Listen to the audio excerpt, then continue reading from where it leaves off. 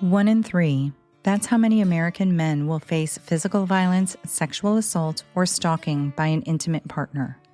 1 in 3 women worldwide will endure physical or sexual abuse, most often by someone they know. But domestic abuse isn't just bruises.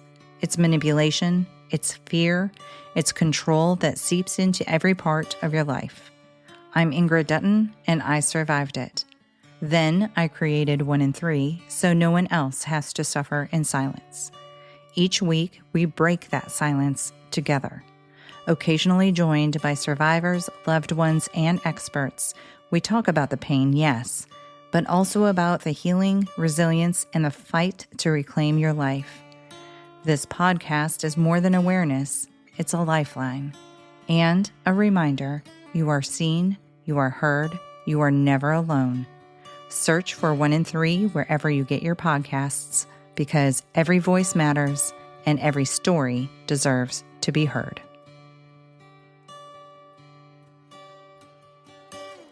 Hiya, sister. Hiya, sister. How are you? This is good. This is Jessica.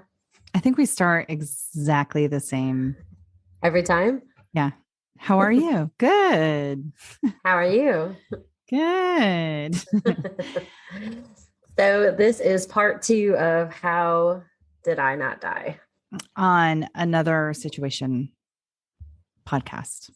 So you'll hear a personal story from Ingrid and a historical story from me. So again, sit back, relax, and listen.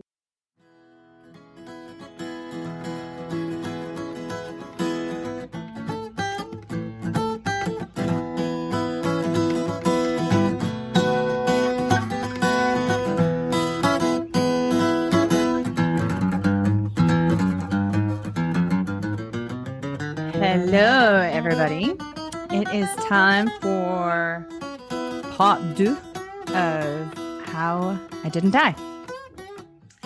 So I guess we will just go ahead and get started with my story. Yeah, let's hear it. Okay. I will leave other people's names out in case they don't want this story associated with themselves. So I was 16 and I had my driver's license, and I had a friend who I had let drive my car a couple of times before she got her license, and she made me a little bit nervous with how she drove. So anyway, one night she and I hope she laughs when she hears that. I hope. Or I just might not tell her about this podcast at all. So anyway, one night she and I were going to go out, and she was picking me up. And it was weird because mom and dad made a big deal of telling me I had to buckle my seatbelt. And she picked me up. I was going to say us, myself and my other personalities. She picks me up, and the car that she was driving, it was her mom's car. And it was one of those automatic shoulder belts that would like close when you close the door, but then you had to buckle the lap belt. So when I got in, she said, make sure you buckle that other belt. My mom said, no one can ride in this car unless they're fully buckled in.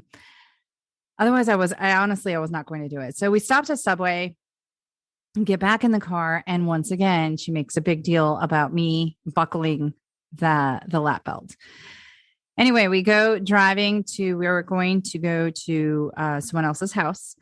And I was I don't know if we ever said we actually grew up in Wisconsin. So the roads were back roads, hilly, and it was dark out. She's driving down the road and flying down, and I'm holding on to the door, terrified, thinking, oh my God, this is not fun at all. She gets to the end of the road, turns around, and she's like, wasn't that fun? I was like, yeah. And she said, let's do it again. I'm like, no, that's not necessary. We do not need to do that again. She does anyway. And I remember looking at her speedometer, and she was going 90 miles an hour, and we were going up the hill. And so as we start coming down the hill, I know, as we start coming down the hill, she's accelerating even more. And at one point, I noticed that my side, the front tire, passenger tire, was kind of off the road just a tad. And I could feel it sort of rubbing up against the side of the road. So I said, "Hey, friend, you're going off the road a little bit. I think you need to scoot over some." And I said it nice and calm from what I recall. And she slammed on the brakes and jerked the steering wheel to the left. And I remember looking, and we were Such a heading, newbie driver mistake. I know, and we're heading straight for a mailbox. So she jerks the steering wheel to the right. Was it winter time? Was it like the road's icy? No. No? It was spring. Well, school was still in session. But I think it was getting toward the end of the school year. Anyway, she yanks it to the right. And I remember at that point, I thought, well, this is it. So I closed my eyes and I felt. Thought you were going to die? I thought we were going to die. 100%. We became weightless. So I knew the car was in the air. And like before I closed my eyes, I was so freaked out. And as soon as I closed my eyes and I felt us go weightless, a thought through my head was, so this is what it feels like when you're about to die. And it was really oddly calming. And anyway, that lasted. It was a very brief, fleeting moment, because after that, suddenly I heard metal crunching, glass breaking, and sliding. Like you could hear sliding on the grass. And all of a sudden, everything just stopped. And I opened my eyes and I took my seatbelt off and I climbed through what I thought was the open door. And I walked around the car and it was upside down and the wheels were still spinning. And I walked around to my friend's side, the driver's side. And she was screaming, "Get me out of here, get me out of here, get me out of here." Mm-hmm. And I opened her door and I said, "You have to," obviously I must have been in shock because I was super, super calm. "You have to unbuckle your seatbelt." And so she did, and she got out. And I remember my favorite song for the longest time, "Paradise by the Dashboard Light," was blaring on the radio. And so we walked to the person's house we were supposed to go to. And we were there and she was, understandably so freaking out. What do we do? My mom's going to kill me. Oh my God. And then we heard sirens. And so we had to go back out because we just left the scene of an accident. Someone had called the police? Yes, because they saw headlights in the sky. And that just made my eyes water instantly. Yeah. And so we went out there and the police officer looks at the car and he said, "The two of you were in this car." And we said, "Yes, we were." And he said, "I pulled up and I expected to see dead bodies. And the two of you walked away from this car." We're like, "Yes." And I looked at my side and I didn't climb through the door. The window had been busted open. And I just thought the door somehow was open. So I climbed through the window. I had a few scratches on my arm, probably from when I did that, or maybe when the glass broke in or whatever. And so he's looking at the car and he looks at us again and he said, "Do you know the only reason you guys survived is because of that fence?" And so we had landed in a ditch and the back end of the car was smashed up to our backs. And it did have a back seat. And the front end, the trunk and the back seat were all smashed up to us. And the front end of the car had landed on top of this fence. And he said, if that hadn't happened, you guys would have been crushed. And so, Mom and you, I think. I remember getting the phone call at home. I think that's why my eyes are watering. It was really scary. Really? Yeah. What happened? I don't remember. I don't know this side of the story. I think it was someone's mom. I think it was your friend's mom ended up calling. I can't remember if that was the police. And I didn't answer the phone. Or I did answer it and I gave it It to was the dad, police. I think it was the police that called. And then whoever, mom or dad, let me know that you were in a car accident. Did they say like that we were okay or anything? I mean, I'm sure they said like you weren't deceased. I remember the feeling. I don't remember the words that were said. I just remember the feeling. Oh, goodness. Okay. So you all came out and you took both of us home. My eyes won't stop watering. Oh, Jessica. Scary. So mom brought me out, I think the next day or shortly after, brought me back out to the scene of the accident. And you could see the skid marks on the road and you could see like the dirt marks in the grass.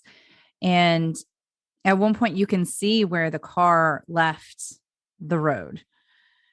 And I think I don't think we rolled, but I did hear grass. And now that I think about it, it was like over my head. So I must have heard us sliding on the ground. I'm not really sure. But anyway, when mom took me there, she said, "Does any of this look familiar?" And I looked at her and I'm like, "I don't know what you're talking about." And she's like, "Didn't you have a dream?" And then that all came flooding back to me. So, I know you know this story, but grandpa had passed away. Our dad's dad had passed away not too much, maybe 3 or 4 months prior to this, 5 months, maybe. And at one point I had a dream that he and I were standing in a field and he was on one side of a barbed wire fence and I was on the other side of the fence. And I was telling him how much I missed him and I loved him and I wanted to give him a hug. And he kept saying, "You can't come over here yet. It's not time for you to come over here." And I said, "But I just want to give you a hug. Can I just do that?" And he said, "This fence is preventing you from coming over to this side. You can't come over here." And when mom took me out that next day or whenever it was, that it was that barbed wire fence in a field. And that's what the police officer that's what the police officer had said, was that fence is what prevented you from being crushed and probably dying. So it was kind of weird because then you think like I couldn't come over to the other side because of the fence. And then that's what was, and our mom's Filipino and they're a little suspicious with things and do a lot of they see meaning in dreams and other little things. Yes. So do I. Yes. But anyway, that is my how didn't I die? Because in reality, I probably should have. And that's it. It's crazy how memories can come back. I knew you were doing this story. I know that's so weird that you're all super. I think it was the headlights in the air. I don't know. Imagine being that person that called 911. Oh. Well, and that's why I knew that person was. I think they were there when the police showed up, and they're like, "I saw the headlights in the air. That's why I called the police." And then you heard the crash, and I think those wheels just spinning so freaking fast. It's crazy. Well, I'm glad you're alive. Me too.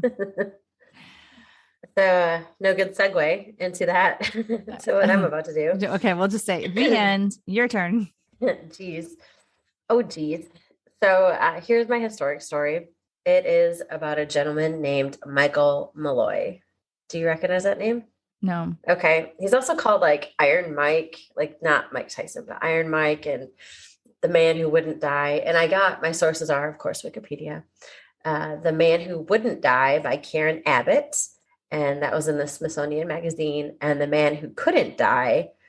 It was a YouTube video by Dark Docs. That's where I got my info. So Michael Malloy, this is in the 1920s, and it was Prohibition era. And like, I do. It was right after the Depression too. So a lot of stuff was poor. Everyone was poor. So there was an Irishman named Michael Malloy. He used to be a firefighter, but now he was kind of just going around doing odd jobs, trying to sweep. He was a big fan of alcohol. And so there was there was a speakeasy named Marino's that he would go into all the time and go there and drink. So like Dan Marino? Yes, exactly. Like Dan Marino. No, seriously, exactly. So actually, oh, I'm so sorry. I have the year. That doesn't seem right. It was 1932, 1933. I have different dates because the details are mostly the same, but some of the stuff is different. Specifics. Yes, thank you. So there's a couple of guys sitting around at Marino Speakeasy. Tony Marino was the owner. There was Joseph Red Murphy, Francis Pasqua, and Daniel Kreisberg. I'm probably butchering those names. So anyways, Red was a big nickname back then, huh? Yeah, apparently. Everyone likes to identify the hair. Anyways. Our grandpa's nickname was Red. Yes. Okay. Anyway, and so my son's nickname could be Red as well. All right. So these guys were sitting around the speakeasy playing cards, talking about how they're low on money. Pasqua was an undertaker. I think Murphy, I think he was a grocery store owner, and then Marino owned the speakeasy. And so they were talking about how it's hard to get money. And the undertaker's like, well, there's only one way that you're guaranteed to get money, and that's through a life insurance policy. Well, a couple years. Oh, I have been listening, but was his nickname Undertaker or he was an actual Undertaker? He was an actual Undertaker. Okay. I was listening. I just missed that part. No, it's fine. You can ask any question you want. So Marino, a couple years ago, had taken out a life insurance policy on another person and collected on them because he helped her die. He poured cold water over her and then left her out in the cold because and then collected the insurance policy. If she wanted him to do this? No, he was a greedy man. Well, when you said he helped her die, it sounded like an assisted. He murdered her. Okay, no, he killed her. Oh my God. Okay. Like he didn't like come up and stab her, but I mean, he poured cold water over her and left her in the cold. Did you come up with the term helped her die, or did you read the term he helped her die? No idea. That's just a weird term like that. I don't know. Okay. I think of Kevorkian. Sorry, go ahead. Okay. So the Undertaker was like, well, how does anyone have any relatives that they want to kill off? Anyone like that? Oh my gosh. Yes. These guys were just sitting around talking because they were so desperate for money. And they started looking around this bar and they see Michael Malloy sitting there, this lonely, they thought he was in the 60s, drunk, homeless Irishman. They were pretty sure he didn't have family here. They didn't know about family back in Ireland. And they're like, you know what? He would be perfect. And so they had... How many were there? 3 guys? 4 guys?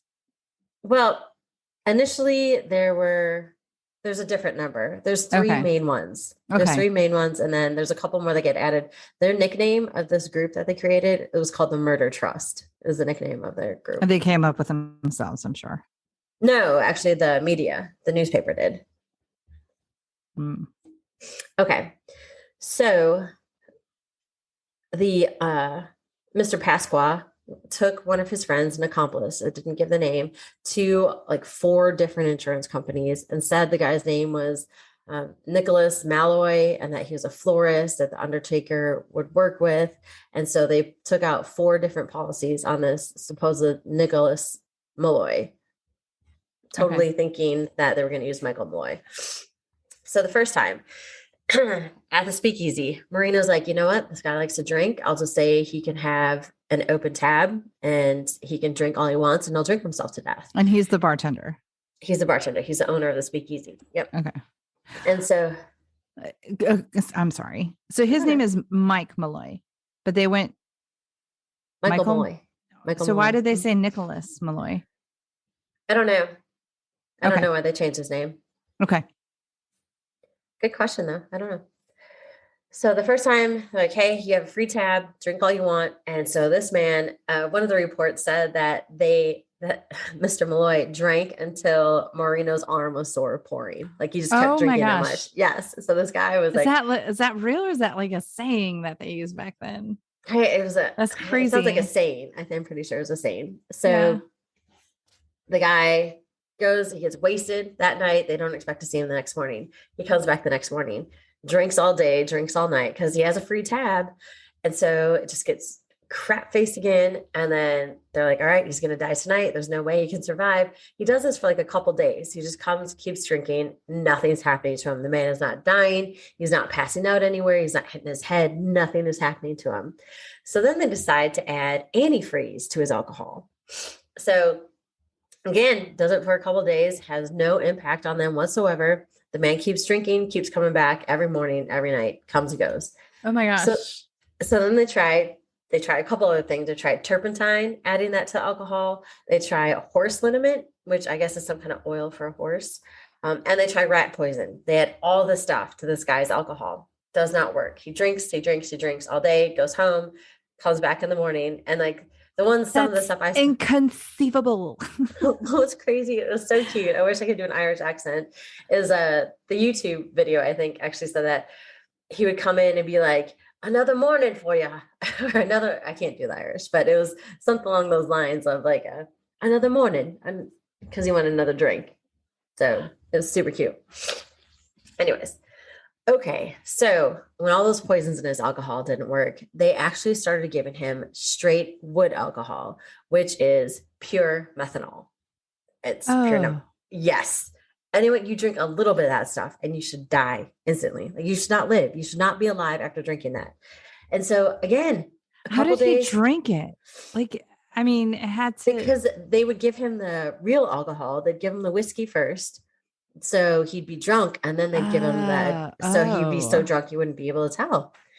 And a couple of days, like I think it was like day 2 of the wood alcohol, he finally fell off his bar stool and he's laying there on the floor. And everyone in the bar is like, okay, this man's going to die. He's drinking wood alcohol. He's about to die. And so they said that they were listening for the death rattle. So how many people are in the bar? Like, is everybody in on it? No, just the murder trust. Okay. So there's no one else. No, there's other people in the bar, but apparently they're just waiting for the man to die. Oh my That's God. how I took it from what I read. Yeah. It was different times back then. I mean, do you know how many people I've seen fall off their bar stools in a bar? Well, you never expected any of them to die though. Right. So they're expecting the death rattle and it does not come. And then all of a sudden, Michael Malloy starts snoring. He passed out. He passed out and he's just sleeping on the floor. And supposedly a couple hours later, he wakes up again and starts drinking again. Oh my gosh. Oh, this man. He must be in our family chain somewhere. I know. I was going to say he sounds like so many of our family members. So then they're like, all right, the alcohol part is not working. And they like each month that goes by, they have to keep paying the monthly premiums for all these health insurance or life insurance policies. And so they didn't have much money to begin with. So they're kind of getting like, we didn't expect this guy to last more than 2 days, and now time keeps going on. Like, how are we going to afford these premiums? Oh. So next, I can't remember which one of them, but one of them heard a story that someone died from drinking raw oysters that were soaked in alcohol. So they soaked raw oysters in alcohol and fed them to Mike Malloy. He ate them, not a bit of indigestion hit the man, totally fine, goes to wherever he sleeps, come back the next day. So then they decide to try, this is so gross. Again, if you're eating, stop eating, please. Spoiled sardines with metal shavings. They made a sandwich out of it. That's awful. He ate the sandwich and asked for a second one. Yes. So this guy's like, okay, nothing. Wow, again, they're free drinks and they're feeding me delicious food. Right? He was having the time of his life. He was such a happy man. So again, they get him wasted again, and it was a cold night. And Marino's like, you know what? I'm going to try the first trick I tried with my other insurance policy. They got him. He got passed out. They poured 5 gallons of water on him and then put him outside in the snow. And so they're like, okay, he's got to be done. And then Marino comes into his bar the next morning, and who's sitting there but Michael Malloy? There's two versions of what happened to him that night. One version is that he walked the half a mile back to the bar and convinced the night manager to let him sleep on the floor. And the other is that the police found him and took him to a homeless shelter and got him some dry clothes. So I'm not quite sure which one is true. Maybe both. Actually, maybe both are true. And he went to the homeless shelter and then went back to the bar. So now the murder trust is getting so mad. Like, they have tried to kill this man probably like for how many days? Like a month. This whole entire thing lasts 7 months. And so they're trying to kill him. Oh my God. It does not happen. They're paying 7 months of this high premium. Right. For a double indemnity life insurance clause. Because if it's double indemnity, and this person dies by an accident, like as it's viewed as an accident, the life insurance will pay out double the life insurance policy if it's deemed an accident. Okay. So their next idea is to involve this guy named Green because he has a taxi. And like, you know what? We'll just run him over. We'll just hit him with a car. That's their next idea. We're just going to hit him with a car. So they get him drunk. They probably like really start to hate him because he won't die. Oh, I'm sure. They must just have such hatred for him. Like, come on, stubborn old Irishman. Like, why aren't you dying yet? And what's crazy, if they just would have stopped feeding him alcohol, like the withdrawals probably would have killed him, you know? So, all right. So now they're planning on running him over with a taxi. So they get him drunk, lay him down in the road. And like, as they're driving, they're building up speed. They see the driver sees a bright flash of a light. And so like he swerves out of the way. He thought it was a police car for some reason, or the police coming. But it turned out to be like some woman just happened to have lighting a bright light for some reason. I couldn't really find out why. And so the cab turns around. It was Jesus. Jesus. Maybe it was Jesus. Grandpa's relatives. It could have been. But no, grandma was Irish. Never mind. All right. So they turn around and they're going and they're building up speed. Well, somehow Michael Malloy comes to, sees a car coming at him and jumps out of the way, like gets up and gets out of the way, probably staggers. So then, these guys are like getting so mad in the cab. They're getting so frustrated. They're like, they all piled into the cab to do this. 4 of them were in the cab to do this. Oh my gosh. And so they're getting so mad. So they turn around again. The speeds supposedly were from 45 to 50 miles an hour. It was how fast they were going again. And so by this time, Michael Malloy is standing there and they actually hit him the third attempt of trying to hit him with a car. They turned around and turned around to hit him again. Yes. Oh my God. Yes. They were determined to hit him with a cab, this taxi car. So they hit him and obviously they can't stay. So they drive away and they're like, you know what? He must be dead. Like, we'll have to wait a couple days until we can see, hear about some old man dying in the streets. And so they wait for the police to say something. Nothing happens. A couple of days pass. And then Michael Malloy walks in. Shut all bandaged up. Apparently someone found him, took him to the hospital and let him bandaged his wounds up and then sent him on his way. Oh, no way. Okay. So that didn't work. Oh my gosh. Okay. So for recap, they tried poisoning him with rat poison, turpentine, antifreeze, the wood alcohol, raw oysters soaked in alcohol, and then the spoiled sardines with metal shard sandwich. Metal shards. And then he ate 2 of them. He had 2 of them. And then they tried the cold water and the snow. And then they tried hitting him 3 times. Oh my God. They're just done. They are so done. And it doesn't say the amount of time that passed. Like, again, that like they kept feeding him the alcohol. He still had an open tab. Like, they kept thinking like he's going to fall, hit his head, some kind of accident like that. Right. So finally, February 23rd, 1933. How did he not fall and smash his face? I don't know. Well, maybe it was snow and like he did fall, but he fell into the snow.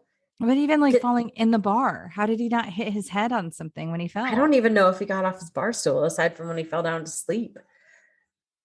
I don't, and then like he was supposed to be homeless. So like, where did he sleep at night? I don't know. And But it had to be freezing. There's snow. So, I mean, did he yes, just go to the homeless shelter every night? I don't know. It didn't really say. Like, Because, there's not too many details on him. like you said, I bet if they stopped trying to kill him, he probably would have just died. Right. Exactly. Okay. Sorry. So this is where the dates are weird. So I read that they were doing it for 7 months. And then I also read that this started in January of 1933, but his actual date of death is February 23rd, 1933. And this is how they finally got him. They found him. He passed out in some apartment near the speakeasy, and they put a hose in his mouth that was connected to the coal line in the apartment.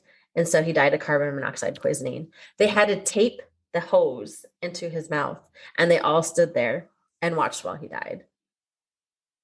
That's how they finally. How did Horrible. how did they get caught?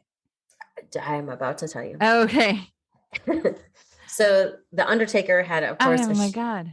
he had a shady coroner friend called Of course. Dr. Frank. I mean, so many shady people. Died on the death certificate saying that he died from an accident, and it was an accidental death. And so they took the death certificate to the first, and it was like MetLife, Prudential Life.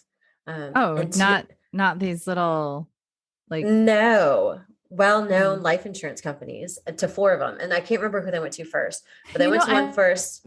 I imagine the premiums had to be high back then because people were probably dropping like flies during the Great Depression. Right, especially a double indemnity. I would think so. That's crazy. Okay, yeah, go ahead. So they got $800 from the first one, just with the death certificate, and then they went to the next one, and they're like, "Well, we need to see the body first. We don't believe you. You want to see the body?" And like, "You can't, he's already buried." And they go to the third one, same story. Want to see the body? You can't. It's already buried. Fourth one, want to see the body? You can't. It's already buried. Well, that raised enough questions that the insurance company was trying to come around and find out what happened to this gentleman. That the police finally got involved and dug up his body. But why would they need to see I mean, I know I get why they want to see the body, but why would that raise questions? I mean, wouldn't it be normal for somebody to be buried? No, it raised suspicions because I don't know. It just did. Did they? Because there was already so quickly, or what? It must have been so quickly. And there was already rumors going around about this group of people and what they had done. So that's how the police actually ended up. They dug up the body and they found out that he had died of carbon monoxide poisoning. And then the paper trail that these guys had was so thin and so easy to look through because there was so many people involved in this murder trust. Like there was 3 main ones, but I saw like 7 different names tied to these guys. Well, the cab driver, the coroner, did they have shady people at the insurance company, like the insurance offices maybe? No, there's no shady at the insurance offices. There's the shady guy that pretended to be the Nicholas Malloy at the very first. Oh, right. Yeah. So there was just, and I think like they were pretty excited about their goal and like, hey, we're going to get a bunch of money. How cool are we? So they were eventually found out. The taxi cab driver, he just had prison time, but the other 4, and I'll remind you of their names, the Tony Marino, Francis Pasqua, Daniel Kreisberg, and Joseph Murphy, those 4, they were sentenced to death in Sing Sing, at Sing Sing prison. And so they died in July later that year. But apparently Primus has a song called "You Can't Kill Michael Malloy." Really? Yeah, I've never heard. How are they executed? Were they poisoned, then run over by a cab, and then thrown in the cold? And then they should have been. Well, the article I read, in that Smithsonian article, it said that they were electrocuted and it worked the very first time. It's like how she ended the article. Got a kick out of that. But yeah, that's funny. This is the man that would not die. Wow. Isn't that crazy? I'd never heard of him either. For real. I bet if they stopped trying, he would have just somehow died. Yes, absolutely. He would have. So that's my how did I not die story. Oh my goodness. That was a good one. Thank you. You're welcome. So I guess stay tuned for next week and Thanks for Yeah, listening. hold on. Let me see what we're talking about next week. Do we have a topic? We do somewhere. I just don't know. Here. So next week is our first. So this concludes our binge listening. And we are now going to be moving on to weekly drops. So hope you enjoyed the binge listening. Next week, we're going to be talking about Valentine's Day. It's a week early, but if we waited, we'd be late. So next week is Jessica's twist on Valentine's Day. So that's that. If you have a story, another podcast, another situation. God. Podcast at gmail.com or find us on Instagram under Another Situation Podcast. Okay. Thank you. Rate, review, subscribe. Thank you for listening. Thank you. Adios. Au revoir. Au revoir. If you would like to contact us or send in your story, please write us at anothersituationpodcast@gmail.com or find us on Instagram at Another Situation Podcast. Another Situation is edited and produced by Point 5 Pinoy. Music is written and performed by Tim Crow.